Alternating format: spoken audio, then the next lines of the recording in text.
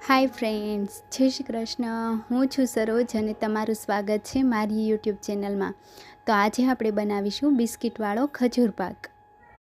તો એક કડાઈમાં ઘી મૂકી અને આપણે તેમાં ખજૂર નાખીશું. ખજૂરને આપણે 5 થી 7 મિનિટ ધીમા ગેસ પર સરસ રીતે શેકી લઈશું.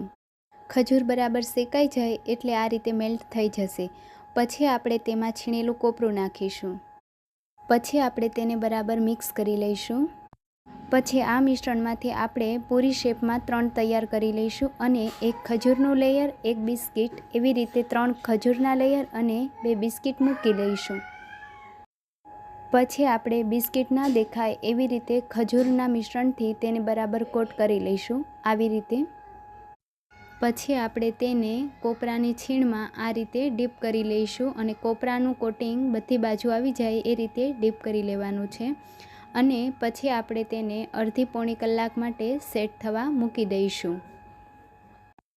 આ એક રાઉન્ડમાંથી આપણે 4 પીસ તૈયાર કરવાના છે, તો એ રીતે આપણે કટ કરી લઈશું. તો આ રીતે 4 પીસ તૈયાર થશે. તો તૈયાર છે આપણો ખજૂર પાક. જો મારો આ વિડીયો ગમ્યો હોય તો લાઈક કરજો અને મારી ચેનલને સબસ્ક્રાઈબ કરજો. બાય. જય શ્રી કૃષ્ણ.